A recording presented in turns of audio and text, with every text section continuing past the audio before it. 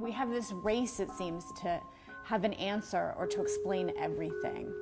And in that, we seem to forget that it's okay to just think, God, what an amazing sunset. Just these simple moments of joy and awe that don't necessarily need an explanation.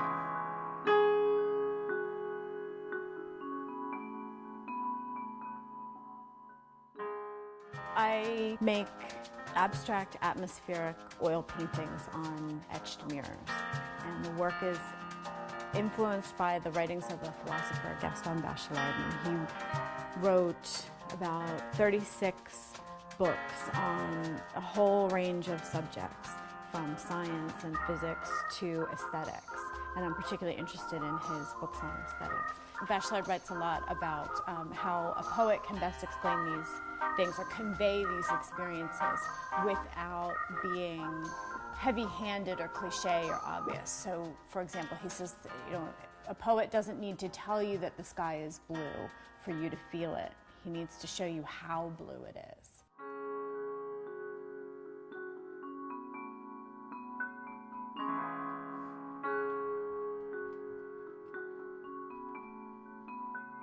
Anyway, as I read Bachelard's work, I tend to substitute the artist for poet.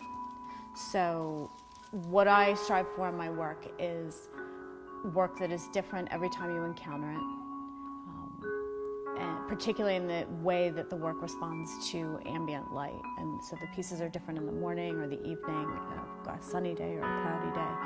They definitely reference seascapes, cloudscapes, especially with pieces with a sense of a horizon line, a landscape.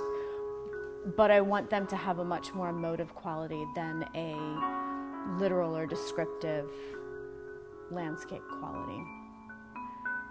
I've always been interested in artists like Morandi, in particular, who spent his whole life looking at a set of bottles, and yet every day discovered a different play of light and shadow on these, and that is what his work is about. It's about these wonderful, subtle differences and taking the time to really examine them and appreciate them. And I'm very drawn to that investigation of the subtleties between two very similar, or otherwise seemingly similar, instances. So hopefully that, in one way or another, even if it's not overtly, hopefully that comes through in the work.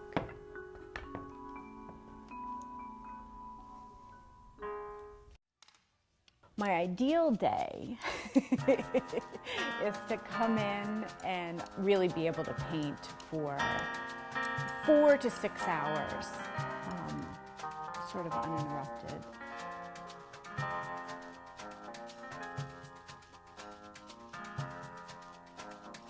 The first half of undergrad was at California College of Art in Oakland, California. I started out as a metalsmith, making jewelry and goldsmithing and silversmithing. And by about sophomore year, I had discovered glass. So I transferred and graduated from Mass Art in Boston and did my graduate work in Australia. The American dollar was really strong, and so I could make a piece in Australia, sell it in the United States, with the magic of the currency conversion back, live pretty well. So I was able to stay for about 3 more years after grad school. Wheeler is definitely the largest project. 9 feet high by 18 feet long, consisting of 4 panels altogether. It's an entirely different animal, technically. These are oil paintings, and the surfaces are too fragile, really, for a public setting, especially like this. It's a highly trafficked, it's a student union.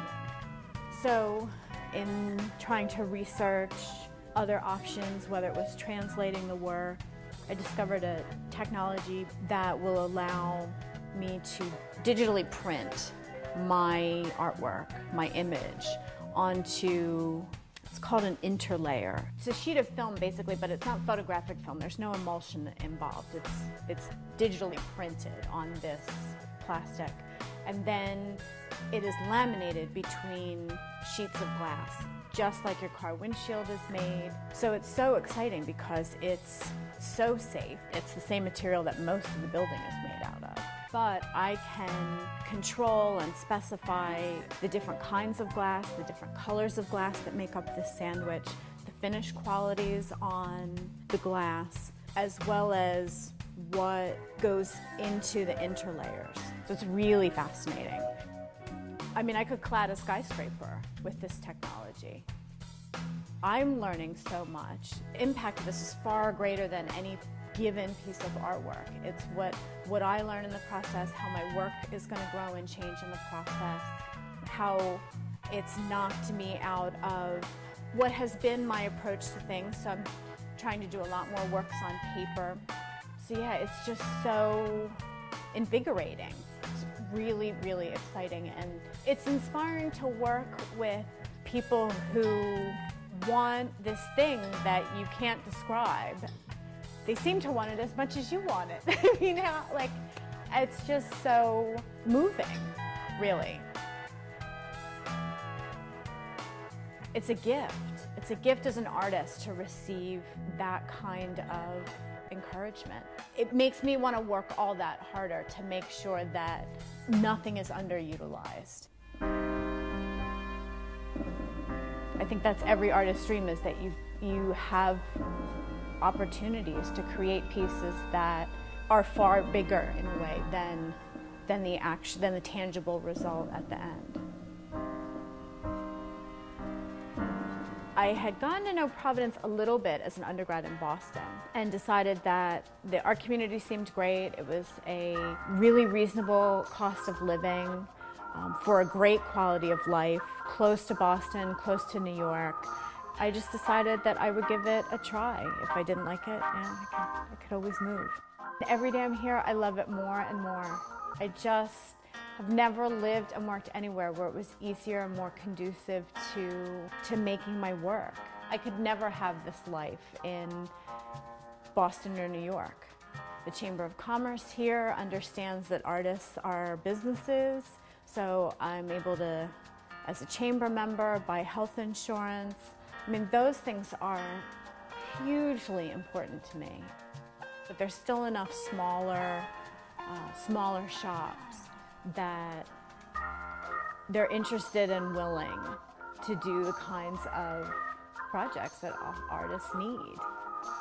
The glass is now all cut and edged for me, and the fabricator I have the longest relationship with, they're right here. They are incredible, and it's having resources like that make all the difference. Gaston Bachelard talks about in dreams how the skies we soar through in our dreams are interior, and you know, it's a sky filled with hope and desire in our dreaming, much more so than the actual sky. So I'm just interested in the exploration of what we see and what we feel and what we take away from those experiences, how memory gets embedded. You know, every time we view a sunset, we also think about all the other sunsets we've seen. And because every day is different, every sunset is different, every sunrise is different, there just is an endless resource there.